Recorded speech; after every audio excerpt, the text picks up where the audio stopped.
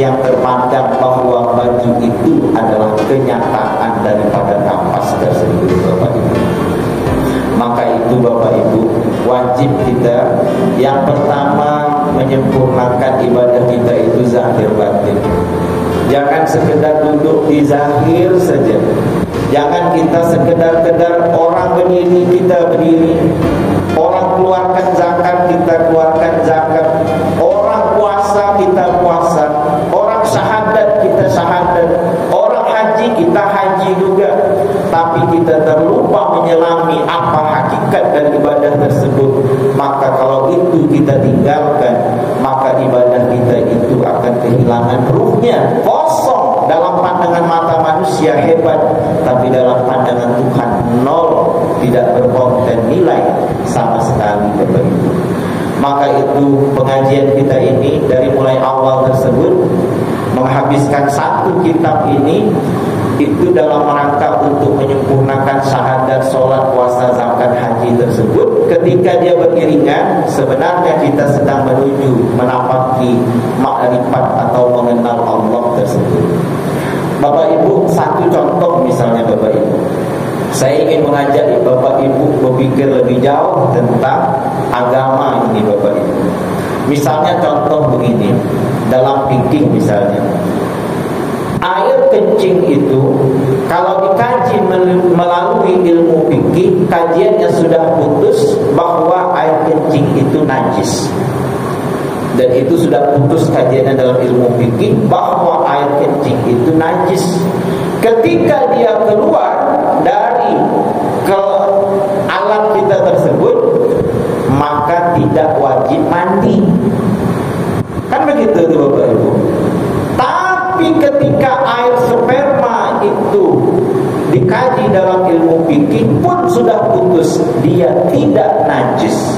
Kalau najis, maka semua kita ini najis, karena asal secara zahir batang tubuh ini dari air mani. Maka putus dalam kajian ilmu fikih bahwa air mani, air sperma itu tidak najis. Tapi ketika dia keluar, maka meskipun dalam tanda kutip berhubungan atau tidak berhubungan, ketika dia keluar wajib mandi. Coba kita pikirkan jauh-jauh dalam-dalam. Air kencing najis, keluar tidak wajib mandi. Air sperma tidak najis, ketika keluar maka wajib mandi. Kenapa? Dan ini kalau tidak dikaji melalui ilmu ma'rifat, tidak ketemu jawabannya. Orang pikir akan bilang, kata dia, oh kalau itulah hebatnya Allah, itulah hebatnya syariat Allah. Kalau seandainya air kencing itu kata dia wajib mandi, berapa kali satu hari mandi? Tapi kan itu kajinya tidak memuaskan hati kita. Apa sebabnya? Maka itu Bapak Ibu, orang makrifat menyempurnakan. Apa kata orang makrifat? Keluarnya air tersebut bukan karena keluarnya, tapi dari dorongan keluarnya tersebut. Air sperma itu dia keluar pasti karena dorongan nafsu. Meskipun berhubungan atau tidak, kalau dia keluar pasti didorong oleh nafsu. Tapi air kencing itu keluar, dia tidak didorong dengan nafsu. Ada tak Bapak Ibu air kencing itu bernafsu dulu baru kencing, baru keluar? Kan tak ada. Air kencing itu keluar tak pakai nafsu, tapi keluarnya sperma itu berhubungan atau tidak, dia baru bisa keluar ketika didorong dengan nafsu. Nafsu itu kalau kita kaji dalam ilmu ma'rifat, nun pa huruf sin, nafsun. Nafsun itu kalau dikaji melalui gramatikal bahasa Arab yaitu diri. Maka itu ketika diri itu sedikit saja nampak, maka diri yang nampak itu aib bagi orang makrifat di hadapan Tuhan. Maka ketika dia sedikit saja nampak, maka wajib dia disucikan. Maka mensucikannya itu dengan taubat. Taubat itu tidak sekedar istighfar, tapi taubat itu kembali kepada Allah. Itu sebabnya Bapak Ibu, kalau tidak dengan ilmu makrifat, maka kita tidak akan temukan jawaban yang sempurna. Contoh misalnya, kita ulang balik kajian kita yang dulu Bapak Ibu, karena baru saja Bapak Ibu keluarkan zakat fitrah bulan Ramadan kemarin. Ya tidak bayar, keluarkan zakat fitrah kita.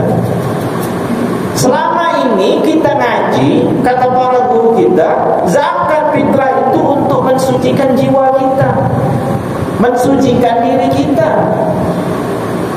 Tapi ketika anak baru lahir, 1 jam sebelum khutbah Idul Fitri, anak yang baru lahir sudah wajib dikeluarkan zakat fitrah. Padahal dia masih suci, zahir batin. Bapak Ibu lahir anak jam 4 subuh, anak yang lahir itu zahir batin masih suci. Kalau seandainya hanya mengikut kajian ilmu syariat saja, bahwa kata dia bahwa zakat fitrah itu untuk mensucikan jiwa, mensucikan diri, anak yang baru lahir itu jiwanya masih suci, zahirnya masih suci, tapi kenapa masih wajib dikeluarkan zakat fitrah? Kan begitu Bapak Ibu. Maka itu ilmu hakikat menyempurnakan, ilmu ma'rifat menyempurnakan.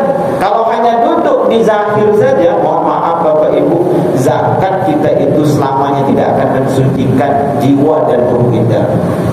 Kalau duduk di zahir saja, maka itu orang hakikat ma'rifat menyempurnakan. Maka para ulama tasawuf menyebutkan bahwa zakat fitrah itu adalah zakat makanan pokok.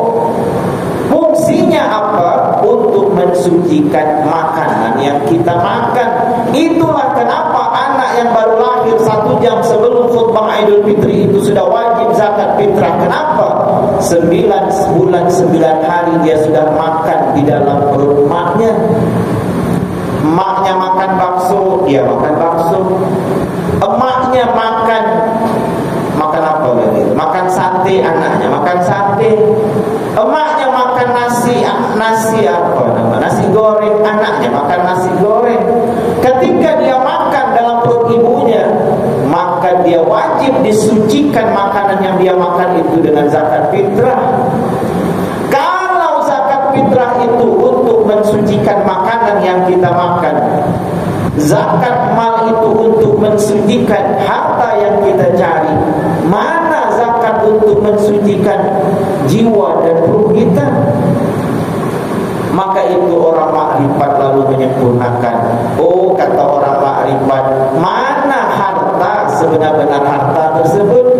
Apakah di rumah kita itu harta? Betul, itu harta sekundernya, harta primernya mana? Maka itu harta sebenar-benarnya, harta itu adalah diri kita ini. Tangan kita ini harta sebenar-benarnya. Kaki kita ini harta sebenar-benarnya. Mata kita, telinga kita, otak kita, hati kita itu harta sebenar-benarnya. Kalau Bapak Ibu tak punya mata, tak punya tangan, tak punya kaki, kira-kira bisa tak bekerja untuk beli rumah? Bisa tidak bekerja cari uang untuk beli mobil? Tak bisa. Kenapa? Karena tak punya harta yang sebenar-benarnya. Maka itu ketika Bapak Ibu tahu bahwa diri Bapak Ibu itulah harta sebenar-benarnya dalam kajian ilmu makrifat, berarti tangan wajib dizakatkan, kaki wajib dizakatkan, hati ini wajib dizakatkan, mata itu wajib dizakatkan, telinga itu wajib dizakatkan. Kalau tidak dizakatkan, maka selama-lamanya diri kita itu akan kotor.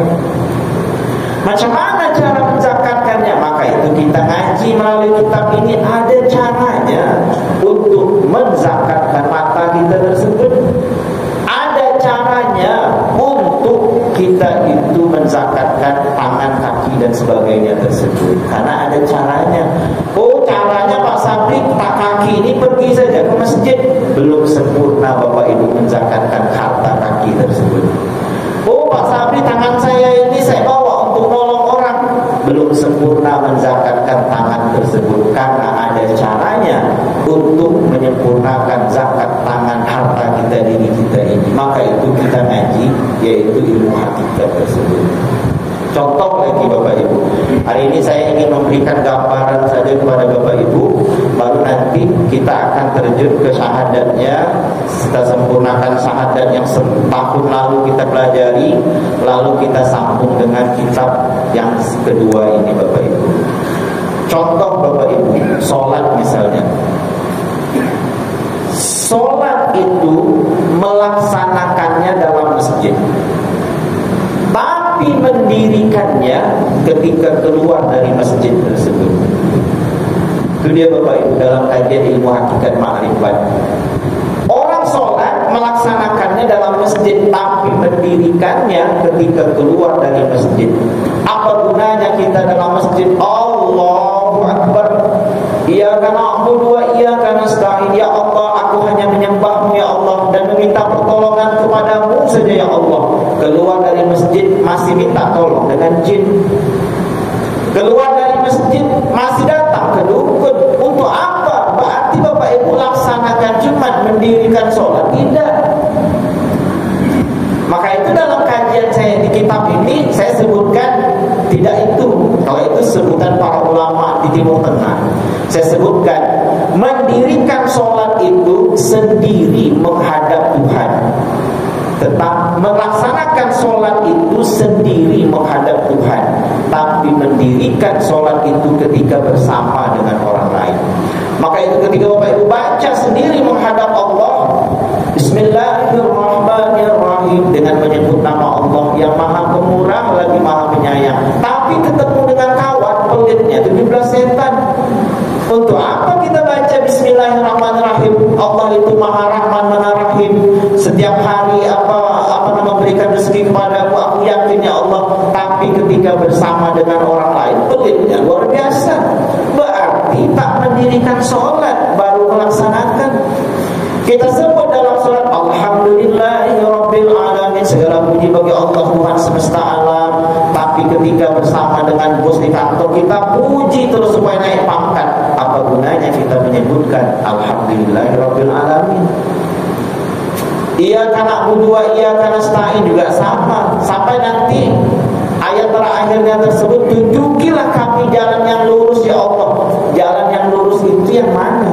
Jalan yang lurus itu agama Islam. Dan orang yang Engkau berikan nikmat kepadanya ya Allah, orang yang diberikan nikmat itu adalah orang makrifat. Maka itu beragama Islam dan juga ikut bersama orang makrifat, Bapak Ibu. Kenapa? Karena orang makrifat itu orang yang sudah mengenal Tuhannya. Maka itu beda sekali Bapak Ibu. Kalau misalnya saya boleh sebutkan contoh gini. Kalau saya sebut misalnya kasih sayang, saya bilang, Bapak Ibu tak ada akan bergetar hati. Kenapa? Karena saya sebut nama sifat kasih sayang. Tapi kalau saya suruh Bapak Ibu pejam mata sekarang, bayangkan wajah emak ibu yang sudah meninggal tersebut, Bapak Ibu bergetar hati, menangis. Kenapa? Karena sudah berjumpa dengan orang yang punya sifat kasih sayang tersebut. Rindu datang dalam hati, menangis, menetes air mata. Kenapa? Karena bergetar teringat emak bapak dulu. Kenapa Bapak Ibu bergetar? Karena bertemu dengan yang punya sifat kasih sayang tersebut, yaitu orang tua tersebut. Kita sebut Ar-Rahman, Ar-Rahim, itu nama sifat. Tapi orang yang tidak ketemu dengan orang yang punya Rahman Rahim tersebut, yaitu Allah tersebut, maka dia tidak akan temukan getaran dalam dirinya. Saya sering sebut juga kepada Bapak Ibu, buaya satu pun tak ada yang takut, harimau satu pun tak ada yang takut. Kenapa? Karena saya sebut nama. Tapi kalau Bapak Ibu berjumpa dengan buaya atau harimau tersebut, tak perlu sebut namanya pun Bapak Ibu akan bergetar. Ceplok di sungai, lalu nampak kepala buaya, lari langsung. Kenapa? Karena berjumpa dengan yang punya nama buaya. Berjalan tengah hutan, ketemu harimau, tak perlu sebut namanya, Bapak Ibu lari takut. Kenapa? Karena berjumpa dengan yang punya nama tersebut. Maka wajar orang ada menyebutkan Allah, la ilaha illallah, tapi sedikit pun berjumpa dengan nama, tapi tidak berjumpa dengan yang punya nama. Contoh bagi Bapak Ibu, saya tulis nama saya Sabri Saleh Anwar. Bapak Ibu jumpa dengan nama saya di buku, ada tidak? Bisa tidak nama itu bicara dengan Bapak Ibu? Tak bisa, karena berjumpa dengan nama. Di kitabnya ada nama saya Sabri Saleh Anwar. Berjumpa dengan nama saya, bisa tidak bicara nama saya? Tak bisa. Tapi ketika Bapak Ibu berjumpa dengan orang yang punya nama Sabri Saleh Anwar tersebut, Bapak Ibu bisa ngomong. Kenapa? Karena berjumpa dengan yang punya nama tersebut. Maka itu wajar Bapak Ibu para wali-wali Allah itu ketika dia berdoa tersebut makbul doanya tersebut. Kenapa? Karena dia berjumpa dengan yang mengabulkan doa tersebut. Berjumpanya secara hakikat Bapak Ibu. Maka itu kita ngaji ilmu hakikat ini agar apa? Agar kita melihat sesuatu di balik sesuatu. Jangan lagi kita tertipu dengan dunia ini Bapak Ibu. Kalau hanya pandang zahir, maka dunia ini pasti akan menipu kita Bapak Ibu. Tapi kalau pandang secara hakikat, maka melihat dunia ini yang terpandang itu adalah asma, sifat dan zat Allah tersebut, maka selamatlah kita. Saya berani meyakinkan Bapak Ibu, kalau Bapak Ibu memahami ilmu ini secara benar, suami di rumah tak akan pernah berani lagi memarahi istrinya. Takut dia marah istrinya karena apa? Karena yang terpandang itu adalah kenyataan Tuhan. Istri tidak akan berani dia mencaci maki suaminya kalau yang terpandang itu adalah hakikat Tuhan. Tapi kalau masih pandang zahir, maka Bapak Ibu mudah sekali lidah kita ini marah, mudah sekali kita ini benci kalau pandangan zahir yang kita pakai. Tapi kalau pandangan hakikat yang kita pakai, maka kita tidak akan sanggup untuk menyakiti makhluk. Maka itu yang saya sebutkan kemarin Bapak Ibu, 3 saja amalan dalam di akhir zaman ini. Istighfar pertama. Istighfar jangan tidak. Astagfirullahaladzim. Karena kita ini banyak dosa. Buka HP dapat dosa, keluar masjid dapat dosa, duduk di kamar dapat dosa. Istighfar jangan tinggal. Yang kedua, salawat. Salawat ini sudah banyak sekali. Mulai dari kajian awal pun saya sudah sebutkan salawat ini hikmahnya. Dan yang ketiga, bersunyi dalam keramaian. Apa dia? Pandang semua orang lain itu baik, pandang diri kita sendiri yang buruk. Pandang semua orang lain itu mulia, kita sendiri yang hina. Apa yang terjadi ketika Bapak Ibu lakukan itu? Maka Bapak Ibu tidak mau lagi memandang buruk atau berprasangka buruk kepada makhluk. Kalau masih pandang zahir Bapak Ibu, maka kita ini mau menghina saja. Bapak Ibu pergi ke pasar, beli ikan salmon harga 250.000 sekilo, pulang ke rumah potong-potong, lalu goreng. Setelah goreng letak di atas meja. Datang azan, Allahu Akbar, Allahu Akbar, pergi langsung sholat. Waktu selesai sholat, pergi ke belakang, habis semuanya dimakan kucing. Kalau pandang zahir, mudah sekali kaki kita ini menendang kucing tersebut. Percayalah kalau tidak Bapak Ibu. Kalau pandang zahir, hebat betul kucing ini, mahal-mahal aku beli, kita mudah itu menendang. Tapi kalau terpandang sesuatu di balik sesuatu, terpandang hakikat siapa yang menggerakkan kucing itu untuk memakan makanan kita tersebut. Jangan-jangan pada lauk yang kita beli itu memang sudah Allah gariskan rezekinya kucing.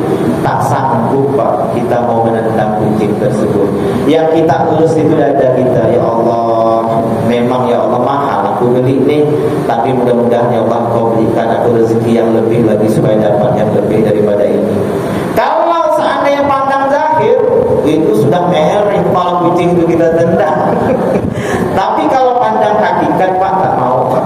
Kalau pandang hakikat, maka itu butuh ilmu hakikat tersebut. Agar apa? Agar kita tidak berburuk sangka kepada makhluk.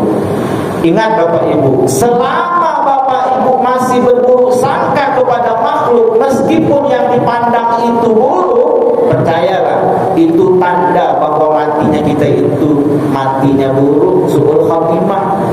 Tapi kalau Bapak Ibu sudah sanggup untuk tidak berprasangka buruk kepada semua makhluk, itu juga tanda bahwa Bapak Ibu matinya husnul khatimah, mati baik, mati selamat, mati dengan iman sempurna. Tandanya buruk sangka atau tidak kepada makhluk. Tapi yang ini beratnya luar biasa, Pak.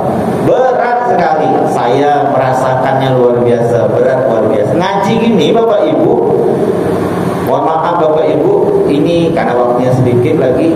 Saya ngaji begini tidak minta bayar, Pak. Bapak Ibu undang pun saya sini, kami tidak bayar, saya datang. Di rumah saya sampai jam 1 malam, saya kasih makan, ngopinya tak pakai bayar juga. Tak ada pakai bayar duit di dalamnya. Maka Bapak Ibu, kalau seandainya pandang zahir saja, saya kalau hitung logika kan rugi. Rugi lah, saya bilang katakan, tapi bukan itunya. Bukan karena memandang sesuatu di balik sesuatu. Tapi kalau pandang zahirnya saja, kalau tak dibayar tak datang gitu. Kalau pandang zahirnya saja Bapak Ibu, maka itu saya tidak minta bayar. Tapi kalau ada yang memberi, tetap saya ambil.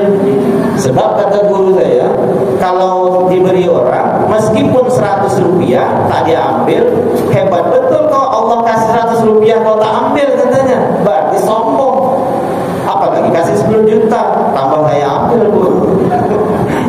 Tapi pesan orang guru saya begitu Bapak Ibu. Termasuk kitab ini Bapak Ibu. Kitab ini sampai diminta Kalimantan, Sulawesi minta untuk dikirimkan Pak. Tapi saya tak jual. Kalau saya mau jual, mungkin satu kitab ini bisa ratusan juta Pak, duitnya. Kitab ini kalau dijual, di royalti kan, bisa ratusan juta. Ajarkan guru saya, jangan jual kitab. Kalau mau fotokopi, kalau mau apa fotokopikan kasih, maka saya tak jual. Bapak Ibu yang sudah dapat kitab ini saya ijazahkan, itu pun dengan uang fotokopinya, bahkan itu pun dimurahkan lagi oleh orang fotokopinya. Jadi saya tidak jual kitab Bapak Ibu. Jadi kalau Bapak Ibu mau silahkan fotokopi, dan saya tidak jual kitab. Tidak ada di sini ada tukar, tidak ada perniagaan antara kita. Kalau Bapak Ibu mau berniaga, berniagalah dengan Tuhan, agar niaga Bapak Ibu itu tidak pernah rugi. Macam mana caranya berniaga dengan Tuhan? Jual diri Bapak Ibu dengan Tuhan, jangan jual dengan lain. Bagaimana bentuknya, tandanya bahwa kita sudah jual diri kita itu kepada Allah? Waktu rapat untuk merancang duit, datang Allahu Akbar, Allahu Akbar. Orang yang belum menjual dirinya kepada Allah lanjut rapat untuk menentukan duit perusahaan.